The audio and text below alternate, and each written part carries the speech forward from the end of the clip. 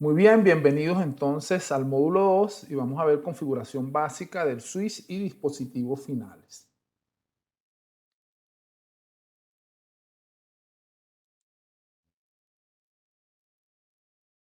Bueno, el título del módulo, configuración básica de switch y dispositivos finales, y los objetivos del módulo, digamos acá en resumen, son el acceso al Cisco iOS, la navegación en el iOS, la estructura de comandos, configuración básica de dispositivos, guardar las configuraciones, puertos y direcciones, configurar el direccionamiento IP y verificar la conectividad. Aclarar acá ya el acrónimo iOS, ¿verdad? Que es Internet Network Operation System, ¿verdad? Es el sistema operativo de los dispositivos de Cisco. Y vamos de una vez entonces a ver cómo se accesa a este Cisco iOS.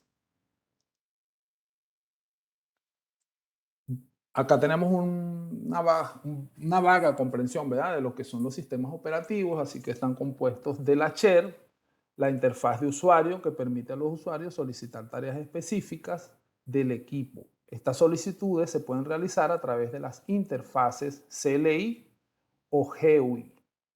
CLI, ¿verdad?, es el Command Line Interface, es la manera en que nosotros interactuamos con un dispositivo, cómo introducimos los comandos, o también se puede hacer en modo gráfico. En el caso nuestro, nos ocupa más el CLI, ¿verdad? El kernel establece la comunicación entre el hardware y el software de una computadora y administra el uso de los recursos de hardware para cumplir los requisitos del software, ¿verdad? Es una capa más interna del sistema operativo. Y el hardware, que es la parte física, la computadora, incluida la parte electrónica, ¿verdad? La parte palpable de un equipo. Aquí entonces nos muestran lo que es una GUI, ¿verdad? Una gráfica User Interface, en este caso la ventana de Windows, ¿verdad?, que es la manera en que nosotros interactuamos entonces con los programas. Esas GUI también las podemos tener en Linux, en Apple, ¿verdad?, en Android.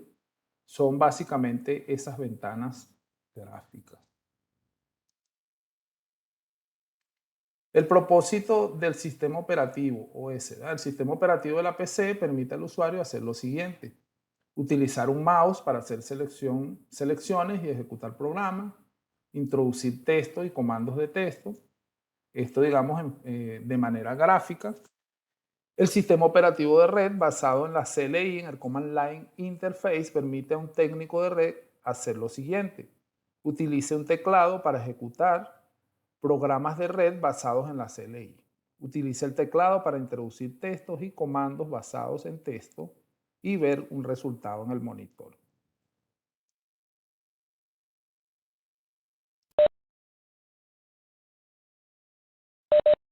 Entonces, ok, aquí vemos cómo serían esas interfaces. Otra vez tenemos acá las ventanas y tenemos acá esta, vamos a decir, esta ventanita negra que nos muestra entonces cómo va a ser la interacción a través del CLI.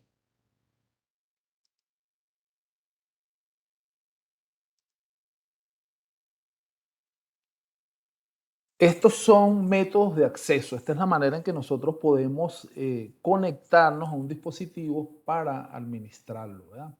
Y lo podemos hacer online, lo podemos hacer offline, y para ello entonces tenemos estos mecanismos, ¿verdad? Lo hacemos en modo consola, ¿verdad?, que sería el modo offline. Esto quiere decir que nosotros estamos conectados físicamente al dispositivo para proporcionarle la configuración que nosotros requerimos. Luego, a través del Security Share, SSH, se establece una conexión al CLI remota, ¿verdad? Esta comunicación entonces ya sería de tipo online. Igualmente tenemos el Telnet, que establece una conexión al CLI remota, pero es más insegura que el Security Share, por eso la tendencia es usar en conexiones online SSH. Esto de todas maneras en la parte práctica vamos a verlo mucho mejor. Aquí tenemos entonces esos programas de emulación de terminal, como es el caso de PuTTY, no sé si ustedes lo conocen, pero es un programita muy pequeño que nos permite comunicarnos a un dispositivo a través de estos protocolos SSH o Telnet. Vamos a verlo de todas maneras, a ver si tengo por acá algo que les pueda mostrar. Mm, a ver si lo tengo instalado. A ver si lo tengo, si no. Bien raro que no lo tenga porque yo suelo usarlo muchísimo. Realmente PuTTY nos permite conectarnos a cualquier equipo. No, este computador es nuevo, así que no lo tengo instalado. Luego lo vemos al final. Pero decir que PuTTY es un programa, digamos que no es propiamente de Cisco, sino que nos permite establecer esa conexión online, ¿verdad? Digo online porque aquí sí incide, ¿verdad?, el hecho de que nosotros tengamos una dirección IP en el equipo.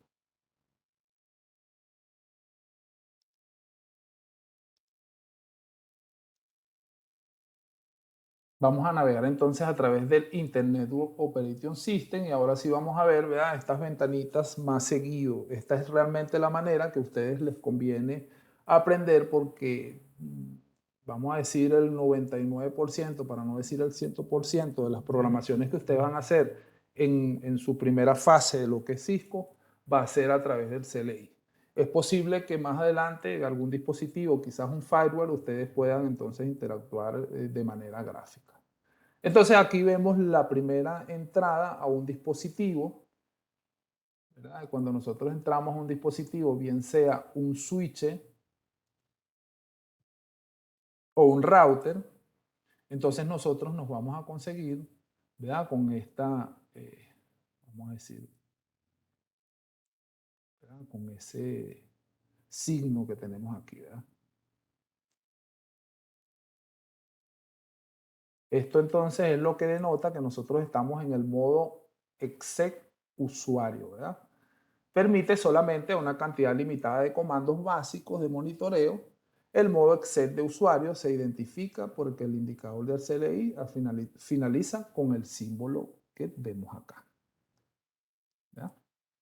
Eso identifica que estamos en el modo exec usuario.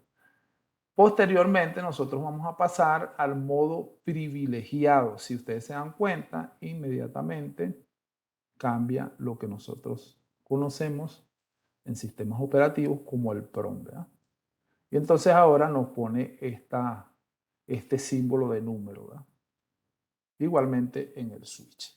De esa manera nosotros reconocemos que estamos en el modo exec privilegiado.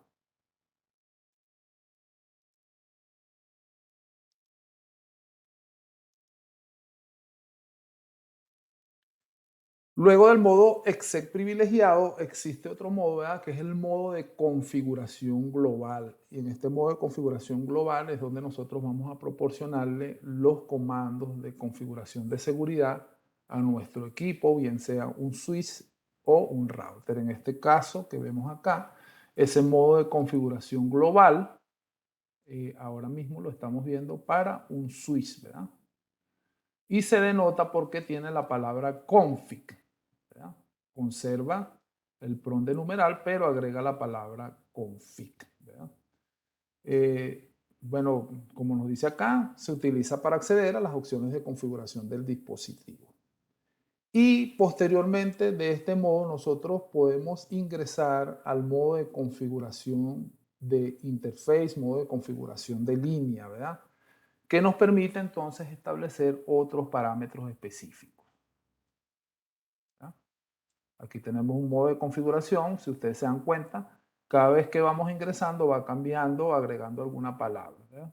Aquí tenemos que agregó line y aquí la palabra if, ¿verdad?, para denotar dos modos de configuraciones diferentes. Ya más adelante vemos cómo ingresar a esos modos.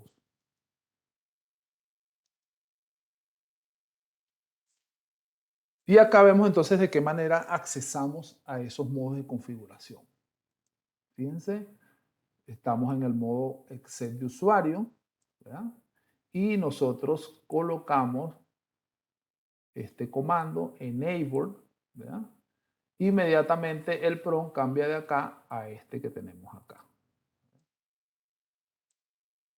Entonces ya allí hemos ingresado al modo exec privilegiado. Luego, acá no denota cómo ingresó al, al comando o al modo de configuración global, pero acá sí nos los dice, se coloca en el modo exec privilegiado la palabra configure terminal. Hacerles ver acá, ¿verdad?, que esta palabra configure terminal también se puede usar en modo abreviado, pero les recomiendo que en principio la usen o traten de colocarla siempre como se escribe, configure terminal, ¿verdad? Y de esa manera nosotros vamos a pasar de este modo al modo de configuración global, ¿verdad? Y nos va a marcar entonces la palabra config. ¿Cómo salimos de ese modo? Con exit, ¿ya? Si nosotros le damos exit, volvemos al modo de configuración de usuario privilegiado. Acá tenemos entonces, hemos pasado ahora del modo de configuración global al modo de consola, Line Console 0. Y hemos retornado al modo de configuración, ¿cómo se llama?, global, a través de la palabra exit. Volvemos entonces otra vez al modo de configuración global. Como les decía, esto es más práctico que teórico. Ahora avancemos para luego ir a una práctica. Seguimos entonces navegando entre modos. Aquí nos dicen que si estamos en el modo de configuración de consola,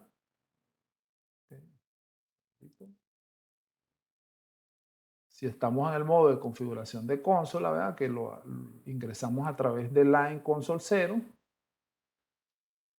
si ingresamos el comando en, pasamos directamente al modo de configuración de usuario privilegiado, perdón, al modo de usuario privilegiado.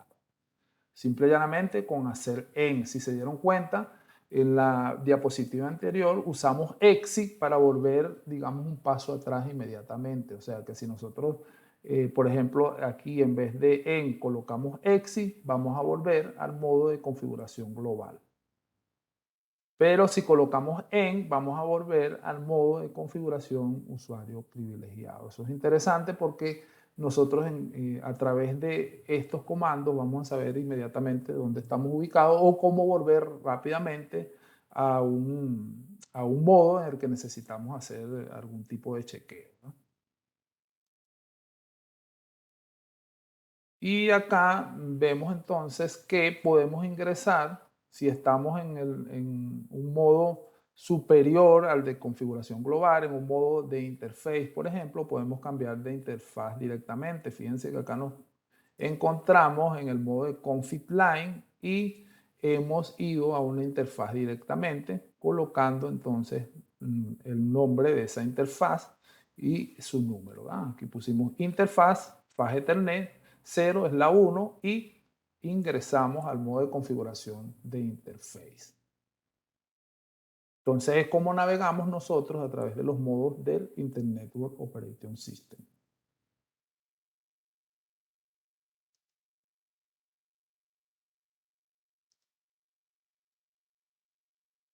Ok, vamos a ver entonces este video. Un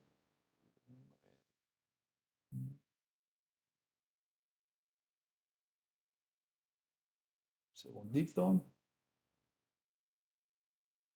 El 2.2.5.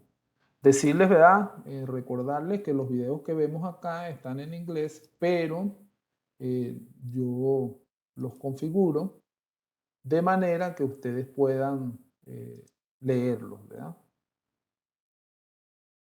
Y al final esos videos también los aclaramos.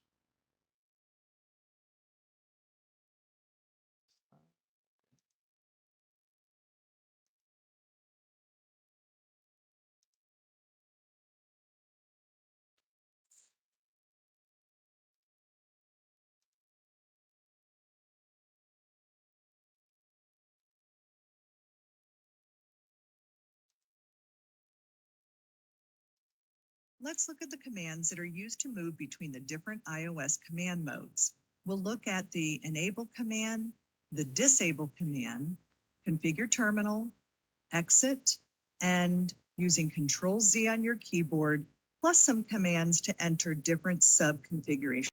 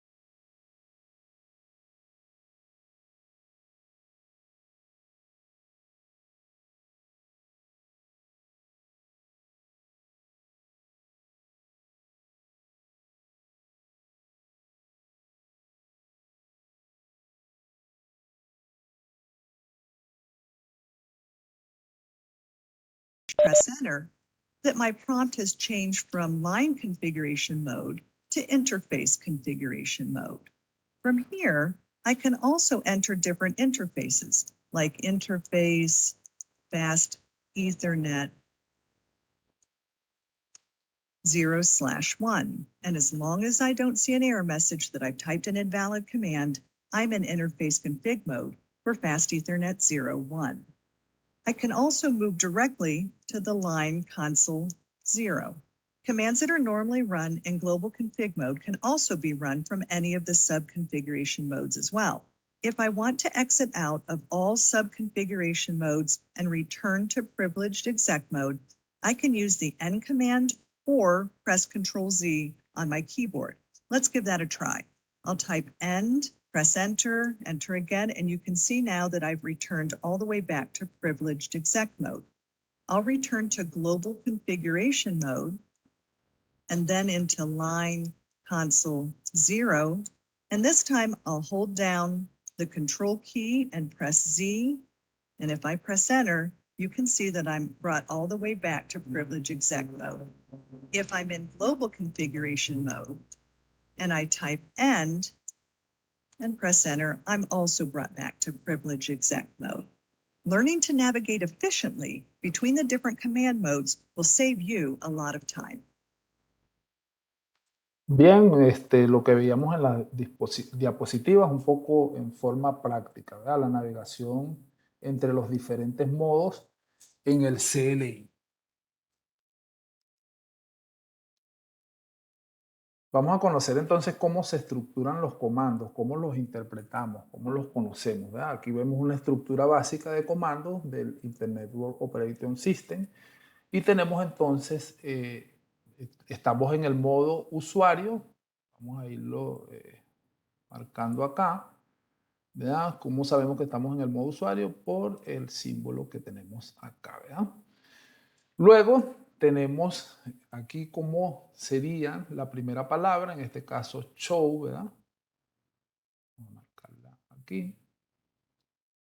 Y nos dice que show es un comando, ¿verdad?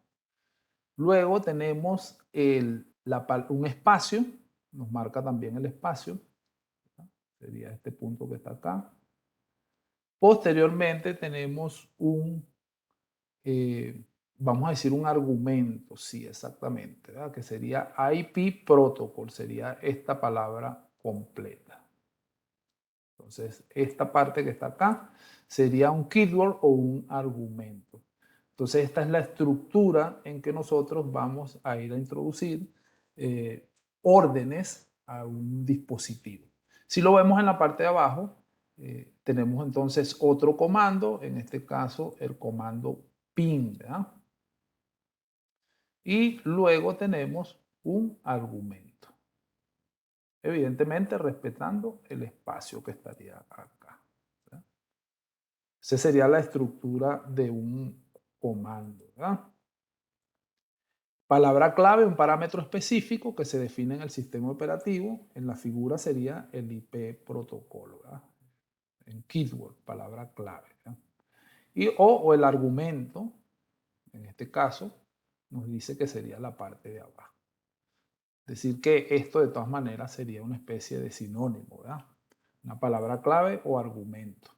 Con quizás la diferencia que en este caso el argumento nos los muestra como una dirección IP.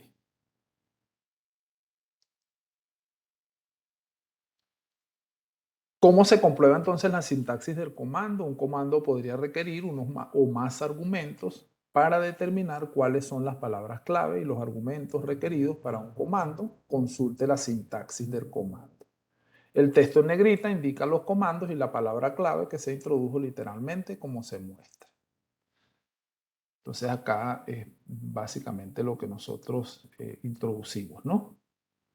Aunque esta parte de acá no me muestra como tal el comando porque quedó ahí como que por detrás, ¿no? Pero aquí nos dice el texto en negrita indica los comandos y las palabras claves que se introducen literalmente como se muestran. En este caso, vamos a verlo más bien acá atrás. Entonces se refiere acá, a esta parte de acá.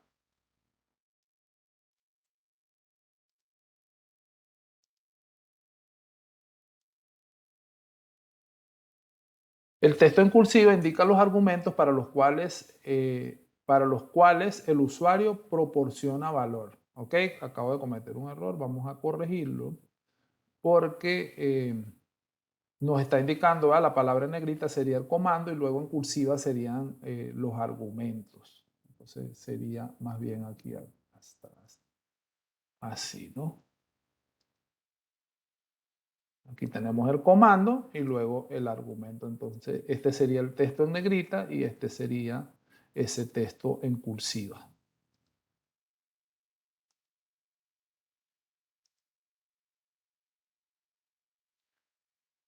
Otras cosas que vamos a conseguir nosotros, otros parámetros, van a ser en los corchetes, ¿verdad? Los corchetes indican un elemento opcional, palabra clave o argumento.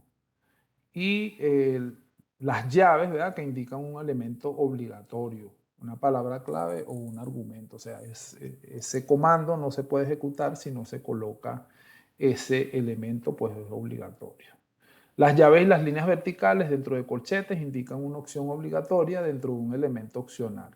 Los espacios se utilizan para delimitar claramente partes del comando.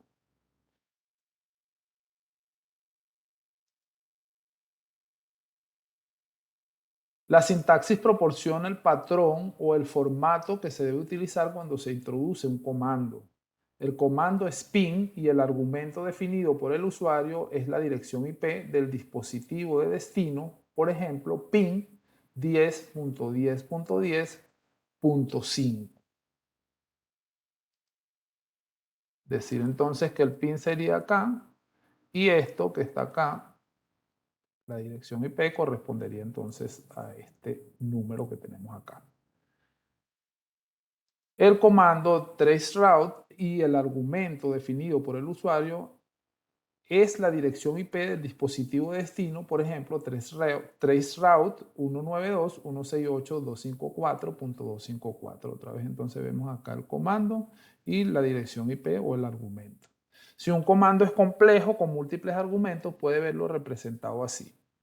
¿Ok? Si es posible que nosotros tengamos entonces un comando que tiene varias capas, ¿no? Por ejemplo, en este caso, el switchport sería entonces este comando, ¿no?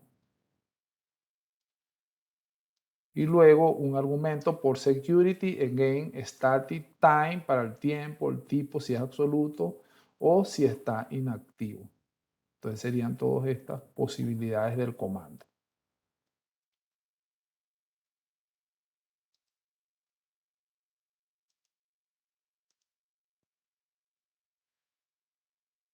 El Internet Network Operation System tiene dos formas de ayuda disponibles, la ayuda contextual y el verificador de sintaxis de comando. La ayuda contextual le permite encontrar rápidamente respuestas a estas preguntas. ¿Qué comandos están disponibles en cada modo de comando? ¿Qué comandos comienzan con caracteres específicos o grupo de caracteres? ¿Qué argumentos y palabras claves están disponibles para comandos particulares? Entonces, acá vemos que ese comando es simplemente el signo de interrogación. La verificación de sintaxis del comando comprueba que el usuario haya introducido un comando válido. Si el intérprete no puede comprender el comando que se ingresó, mostrará un comentario que describe el error del comando. Entonces acá se introdujo un comando y se detectó que estaba, digamos, una letra que no correspondía, ¿no? O dice que digamos, es inválida la entrada. Se ha detectado que la entrada es inválida y es simple y llanamente porque estamos en el modo usuario privilegiado y estamos tratando de ingresar a una interfaz, en este caso la faz Ethernet 01. Y pues evidentemente si estamos en este modo no vamos a accesar a la interfaz. Tendríamos que estar en el modo de configuración global.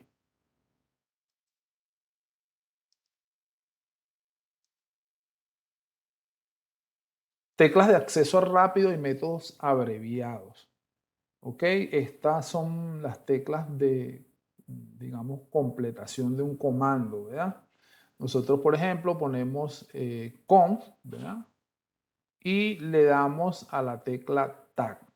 En este caso nos dice que es ambiguo. ¿Por qué? Porque con este, vamos a decir, con esta abreviatura o con esta palabra corta con, hay dos comandos que empiezan igual, configures y connect. ¿Verdad? Entonces, como empiezan igual, nos arroja un error que nos dice que es ambiguo. Entonces, claro, si nosotros necesitamos definir o que nos complete un comando, debemos colocar las primeras letras no coincidentes con ningún otro comando. En este caso, si yo quisiera conseguir el comando configure, yo solamente debería poner conf, ¿verdad? O si fuera connect, en este caso, debería poner otra N. Y en ese caso soluciona ese problema de ambigüedad. Luego tenemos los comandos acortados, que les insistía en principio, saber que existen pero no utilizarlos, ¿verdad? Hasta no superar algunos ejercicios del primer módulo, ¿verdad? Aquí tenemos, por ejemplo, conft, que significa configure terminal. Esto es una manera muy rápida de introducir comandos, pero sí les sugiero que lo hagan un poquito más avanzado cuando dominen más comandos. En principio, pues saber que se pueden acortar los comandos.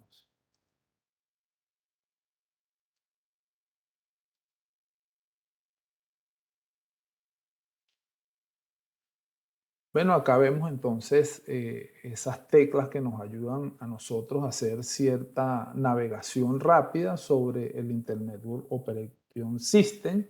Tenemos la tecla tag, la tecla de retroceso, la flecha izquierda que sería control B, la flecha derecha que sería control F y la flecha hacia arriba que sería control P. O sea, o la flecha hacia arriba o control P. Son una manera de navegación rápida. De esos creo que hay otros más que les sugiero a ustedes investigar. Estas siguen siendo esas teclas de acceso rápido, ¿eh? Como les decía, es bueno que ustedes hagan un repaso de ello y lo practiquen. Voy a tomar en cuenta, sí, una que está acá, que es bien interesante de conocer porque esto nos ayuda a salir de un error, ¿verdad? Que es esta suma de, vamos a decir, de teclas, ¿verdad? Control, Shift, 6. Dice entonces que la secuencia de interrupción multiuso utilizada para anular búsquedas DNS tras router o PIN. Suele suceder que nosotros cuando estamos configurando un dispositivo introduzcamos muy rápido algún comando y nos equivoquemos y entonces el sistema se queda como una especie de bucle, ¿no? Y nosotros no encontramos cómo salir de él. Para salir de ese bucle nosotros presionamos entonces Control Shift 6. Entonces sí es importante tener en cuenta, ¿verdad? Vamos a decir, comando, ¿verdad?, de interrupción del DNS. Luego sí, quizás Control Z, porque Control Z nos permite ir de un modo privilegiado a el modo usuario, eh, perdón, del modo de configuración global a un modo usuario privilegiado. Y Control C, cuando está en cualquier modo de configuración, termina el modo de configuración y regresa al modo exec con privilegios. Entonces son formas de regresar rápido al modo privilegiado. Y ahora sí vamos a la configuración básica de dispositivos.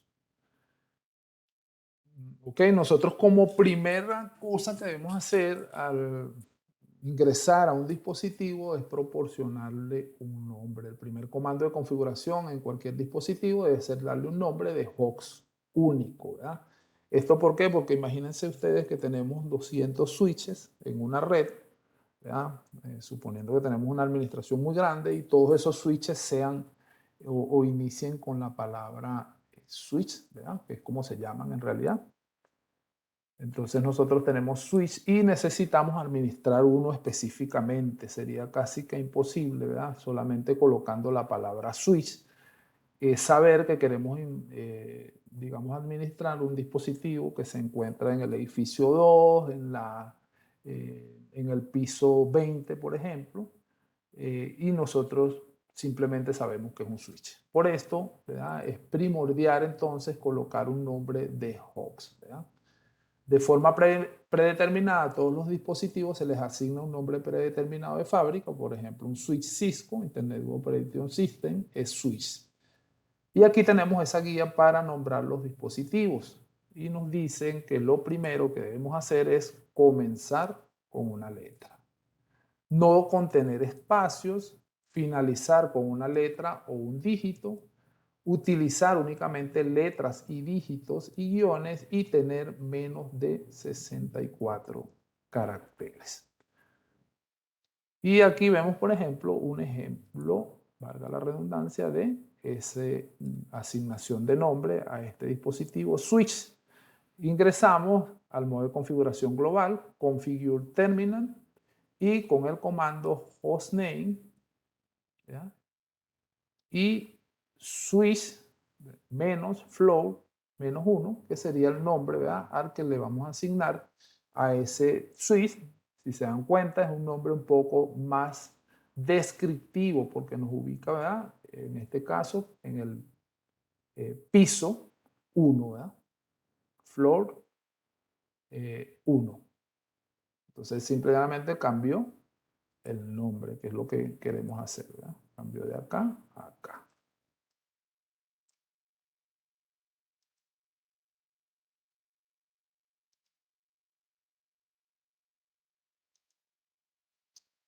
Ok, entonces acá también nos proponen una guía para definir contraseña. Esto con digamos, la idea de brindarle mayor seguridad al equipo. Todos los dispositivos deberían entonces contar con una contraseña, ¿verdad? Y para establecer esa contraseña debemos tomar en cuenta esta guía, ¿no?, que nos sugieren acá. Use contraseñas que tengan más de 8 caracteres de longitud. Use una combinación de letras mayúsculas y minúsculas, números, caracteres especiales o secuencias numéricas. Evite el uso de la misma contraseña para todos los dispositivos. No use palabras comunes porque se descubren fácilmente.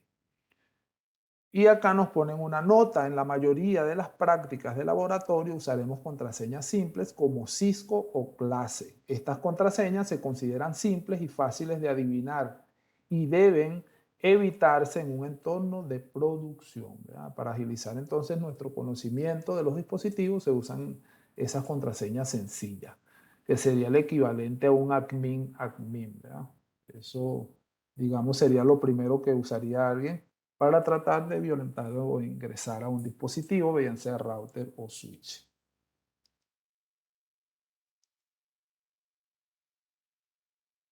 Ya vemos entonces y empezamos a proporcionarle seguridad a los equipos, ¿verdad? Y el primer modo que nosotros protegemos es el modo exec de usuario, ¿verdad? Ese modo exec de usuario sería el primer ingreso al dispositivo, prácticamente cuando el dispositivo inicia, ¿verdad? Para realizar esto, nosotros debemos estar primero ubicados en la configuración global, ¿verdad? Debemos estar en configuración global, al cual ingresamos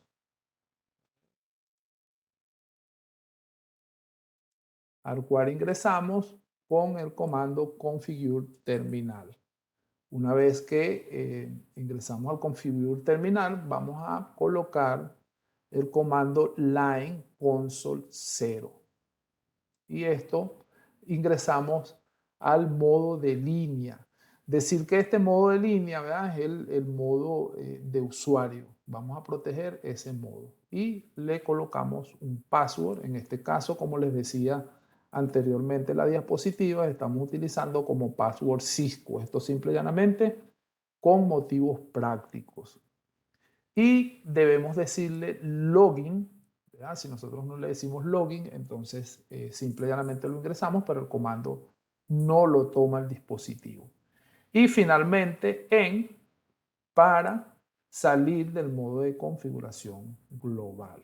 De esta manera ya nosotros le hemos brindado seguridad al modo de usuario, ¿verdad? O el modo de primer inicio del dispositivo. Luego vamos a habilitar el acceso al modo de configuración usuario privilegiado. Recordar que nosotros ingresamos al modo usuario privilegiado desde el modo de usuario con la palabra enable, ¿verdad? Entonces acá en modo de configuración global nuevamente, ¿verdad? Aquí ingresamos al modo de configuración global con configure terminal y enable, ¿verdad? Que es el modo que nosotros queremos proteger. En este caso sería el modo de usuario privilegiado secret class. En este caso, el password que nosotros vamos a necesitar para ingresar al modo enable sería class, ¿verdad? Y secret sería un argumento que hace que nosotros no veamos esas claves en texto plano, y eso lo vamos a ver cuando veamos el show rolling config, ¿verdad? Y luego de hacer esto, pues salimos de ese modo con exit y volvemos al modo usuario privilegiado. De esta manera hemos asegurado entonces el ingreso al usuario básico, ¿verdad? Que sería en la consola, y al usuario privilegiado, que sería enable. Recordar siempre que para establecer estos parámetros debemos estar en el modo de configuración global, ¿verdad? En este modo.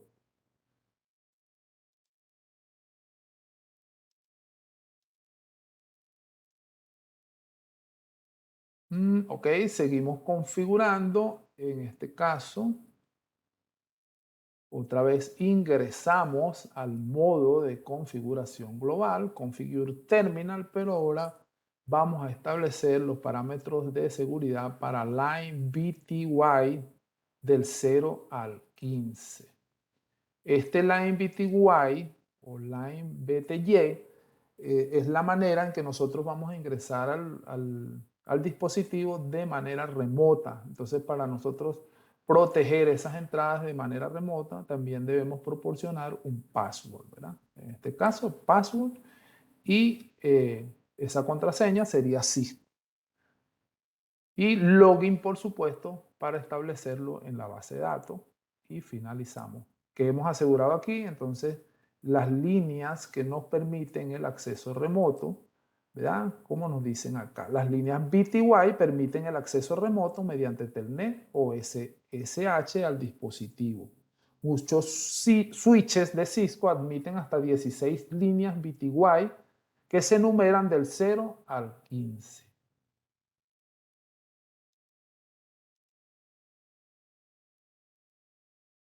Bien, vamos a ver esta parte de encriptación de contraseñas y es porque cuando nosotros proporcionamos una contraseña y esa contraseña, por ejemplo, cuando ponemos password Cisco, esa contraseña es fácilmente detectable a través de un comando que se llama show running config. Cuando nosotros vemos el show running config, vemos claramente la contraseña que tiene el usuario, ¿verdad?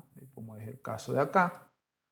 Se ha aplicado el comando show running config y nos dice que la línea de consola, o sea, el modo de usuario eh, sin privilegio, tiene la siguiente contraseña, a pesar de que pareciera que estuviera cifrado. Si nosotros colocamos en internet cualquier descifrador de clave y le proporcionamos este número, nos va a decir cuál es la clave con la que se ingresa a esa consola. Esto digamos, se debe proteger con el comando Service Password Encryption, porque es posible que nosotros estemos trabajando en un dispositivo y tras de nosotros alguien esté viendo lo que estamos haciendo y está copiando esas claves.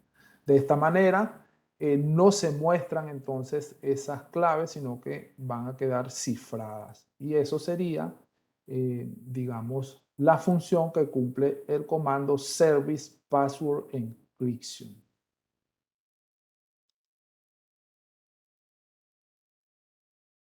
Debemos proporcionar un banner, ¿verdad?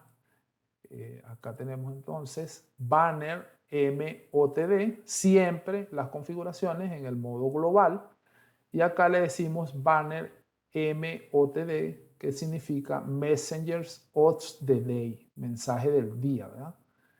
Y dice que solamente se permite el acceso a personal autorizado, ¿verdad? Solo acceso autorizado. Este banner se coloca con la finalidad de uso legal. Y es que nosotros en ningún momento, por ejemplo, pudiéramos colocar aquí bienvenido, ¿verdad? Porque sería como que una especie de invitación a estos usuarios maliciosos que pretenden dañar una red. Entonces, para fines legales se debe colocar un banner donde se limita el acceso a esas personas o a cualquiera que ingrese al dispositivo.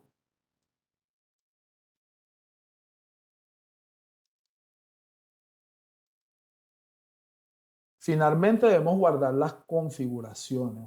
Hemos establecido el nombre, hemos proporcionado seguridad al modo usuario privilegiado, hemos proporcionado seguridad, perdón, al ingreso de, ¿cómo se llama? A estas personas que pueden ingresar de manera remota, pero estas configuraciones se deben guardar porque recuérdense que estamos en el sistema operativo, pero en el running config, ¿verdad? Estamos en el archivo en ejecución.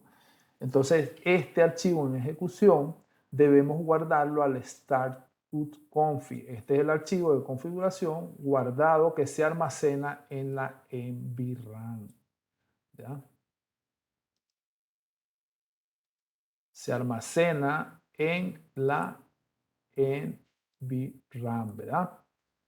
Y allí es donde se contienen todos los comandos que usará el dispositivo de inicio al reiniciar. Mientras que nosotros cuando estamos trabajando en proporcionar las contraseñas y las configuraciones, estamos aún en el running config, ¿verdad? Estamos en el archivo en ejecución. Esto se almacena en la memoria de acceso aleatorio, ¿verdad? RAM Access Memory, que refleja la configuración actual. Entonces nosotros al terminar de proporcionar todos los parámetros necesarios, debemos copiar, ¿verdad? Literalmente de running config, como lo vemos acá, con este comando, copy rounding config a start put config, ¿verdad? En el modo exec privilegiado. Decir, ¿verdad?, que nosotros también podemos utilizar write, ¿verdad?, de escribir. Sería, a ver si lo puedo, sería también, podemos hacer al final de haber creado todo el archivo, todas las configuraciones, entonces escribimos write, ¿verdad? Y su acortador sería WR. ¿Verdad? Todo esto equivaldría al copy rounding config, ¿verdad? Hay otra manera por allí que también es copy memory, si no me recuerdo, si mal no recuerdo. Pero en principio puedes conocer que el comando copy rounding config lo que hace es copiar la configuración actual al comando start to config, de manera de que cuando el equipo reinicie ya tenga registrado toda la información que le hemos proporcionado.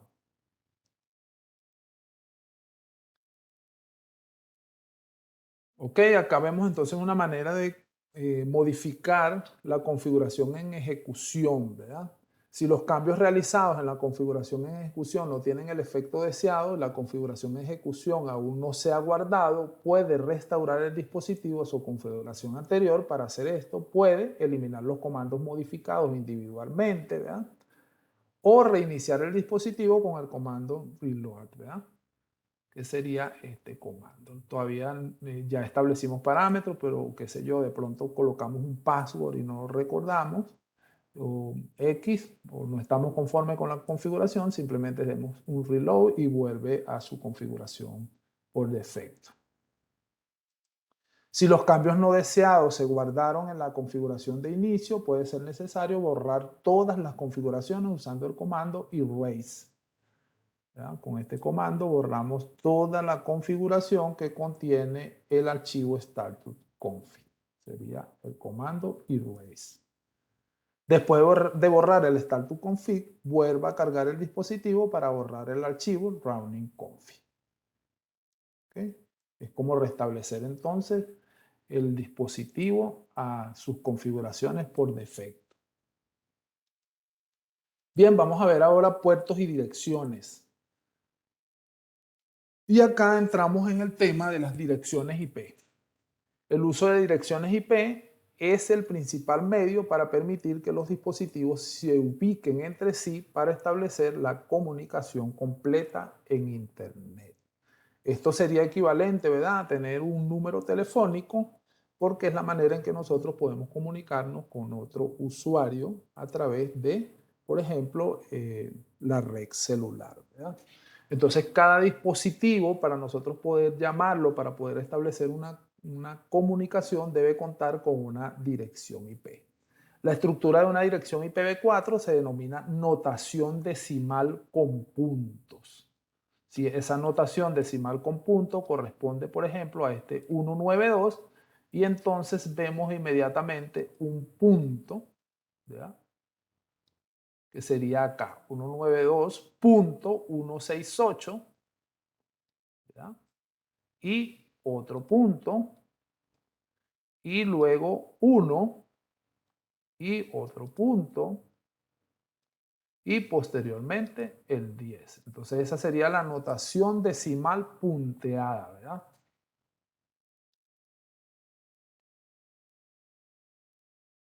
¿Ok? Y se representa con 4 números decimales entre 0 y 255. Ok, eso quiere decir, ¿verdad?, que cada separación de esta contiene un valor de 0 a 255. Es por eso que esto puede valer acá, puede ser 10 o puede ser 254, ¿verdad?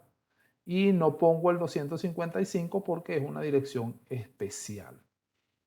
Y esto que tenemos acá, 1, ¿verdad?, pues pudiera ser 100 hasta 255. Y igualmente este 168 pudiera ser 169 y tal, pero sería desde 1 o desde 0 hasta 255.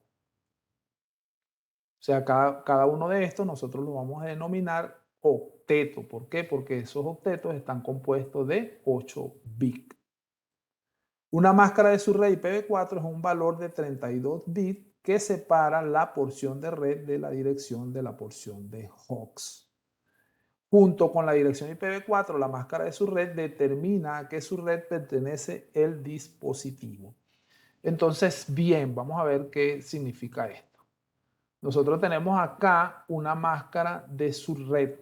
En este caso, la máscara es 255.255.255.0, pero entonces nos dice, ¿verdad?, que esto es 32 bits. Y eso es correcto porque cada uno de estos representa 8 bits en el sistema binario, ¿verdad?, que es como realmente el computador va a interpretar estos números. Para nosotros, vamos a decir que este 255 es una manera en que lo comprendemos, pero el computador, el dispositivo, el router no lo interpreta de esa manera, sino que lo interpreta en bits, por lo cual este 255 en específico representa 8 bits. Si eso es cierto, el siguiente también representa 8 bits y el otro 8 bits y posteriormente 8 bits. Entonces, si nosotros sumamos todo eso, vamos a tener que esto va a ser igual a 32 bits. Ahora bien, nos da el enunciado también algo interesante, y es que nos dice que la máscara de red separa lo que corresponde a la red literalmente y el host, ¿verdad? En este caso, vamos a poner que el host es 10.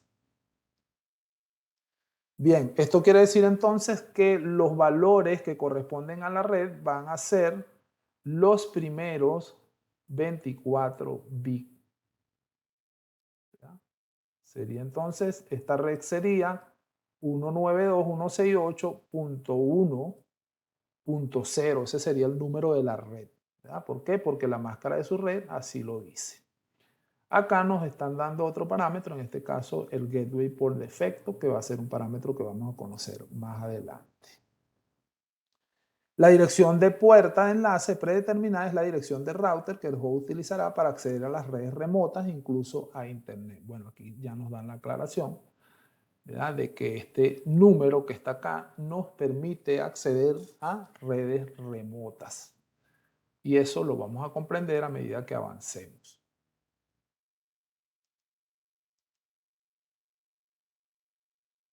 Tenemos otro tipo de direcciones que son ahora mismo debemos conocer, que son las direcciones IPv6. Tienen una longitud de 128 bits y se escriben como una cadena de valores hexadecimales. Entonces, acá tomar en cuenta la palabra hexadecimal, ¿verdad? Se escriben en valores hexadecimales. Cada 4 bits está representado por un solo dígito hexadecimal, para un total de 32 valores hexadecimales. Los grupos de 4 dígitos hexadecimales están separados por 2 puntos. Las direcciones IPv6 no distinguen entre mayúsculas y minúsculas y pueden escribirse en minúsculas o en mayúsculas. Nota: en este curso, IP refiere a los protocolos IPv4 e IPv6. IPv6 es la versión más reciente de IP y el reemplazo para el protocolo más común, IPv4. IPv6 lo vamos a estudiar más adelante en profundidad.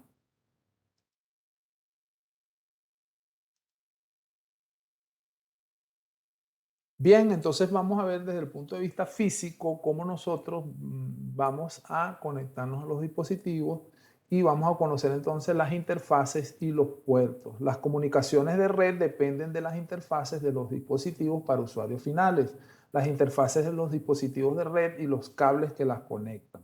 Los tipos de medios de red incluyen los cables de cobre de par trenzado, los cables de fibra óptica, los cables coaxiales y la tecnología inalámbrica. Esto lo vimos en la segunda clase, ¿verdad? En la clase pasada estuvimos hablando entonces de los medios. Los diferentes tipos de medios de red tienen diferentes características y beneficios. Algunas de las diferencias entre los distintos tipos de medios incluyen la siguiente: la distancia a través de los cuales los medios pueden transportar una señal correctamente. Por ejemplo, acá el cable de cobre, tenemos un estándar que puede transportar hasta 100 metros y un cable de fibra óptica puede, por ejemplo, abarcar kilómetros. El ambiente en el cual se instalará el medio es posible, ¿verdad? En un lugar donde nosotros no podamos establecer la conexión vía cable, entonces necesitemos hacerlo a través de antena, ¿verdad? La cantidad de datos y la velocidad a la que se deben transmitir, o sea, tenemos interfaces entonces de 100, ya las de 10 no se ven por allí, y de 1 gigabit, y bueno, ahora siguen creciendo, ya van de 10 y hasta 40. Y bueno, aquí vemos entonces imágenes de esos tipos de medios. Ok, vamos a ver entonces cómo se configura la dirección IP. Aquí vamos a ver que nosotros podemos configurar esas direcciones IP de forma manual o pueden obtenerse de forma automática. Para configurar una dirección IPv4 de forma manual, en un host window abra panel de control, centro de redes y recursos compartidos y cambiar la configuración del adaptador y seleccione el adaptador. A continuación haga clic en el botón derecho y seleccione propiedades para mostrar las propiedades de conexión de área local. Esto, digamos, es la conexión básicamente en nuestro computador y es bastante sencillo. Sin embargo, vamos a ver por razones un poco más de práctica, a ver aquí dónde estaría esa configuración. En este caso, vamos a verlo en mi computadora. Ahí veo, por ejemplo, el estado de mi red. Y aquí vamos a cambiar opciones del adaptador. Vamos a ingresar, en este caso, digamos, a la interfaz por la que yo estoy conectado ahora mismo, que es una interfaz inalámbrica. Vamos a ver sus propiedades. Dentro de propiedades, nosotros vamos a ver el protocolo. Vamos a ver las propiedades y aquí nosotros entonces podemos establecer esa dirección IP de forma manual o en mi caso la obtengo de manera dinámica, ¿verdad? Si la quisiera establecer de manera fija, simplemente le pondría o seleccionar aquí, usar la siguiente dirección IP y aquí entonces voy a colocar esos parámetros de forma manual. Eso lo vamos a hacer bastante en las prácticas. Pero decir que allí es donde nosotros entonces establecemos esos parámetros. Y luego tenemos esa misma configuración, bueno, en el caso, como vieron en mi computador, de manera automática, que sería obtenerlas de un servidor de HCP.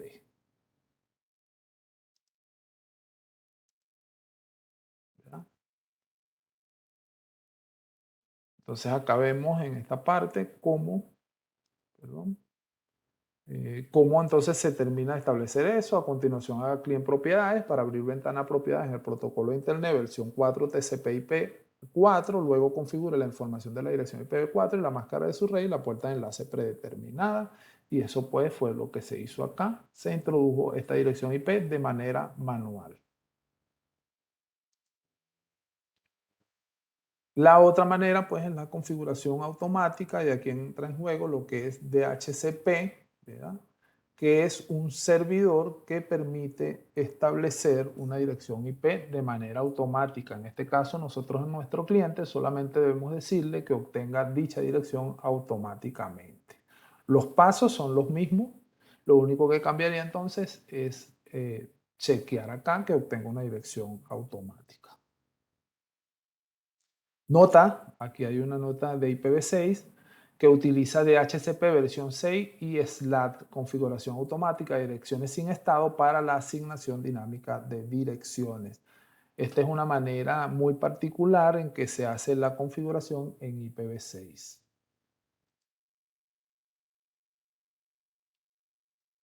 Acá sí ya vamos entonces nosotros a lo que digamos es nuestro tema primordial, que es cómo establecemos esas configuraciones, pero ahora en un switch.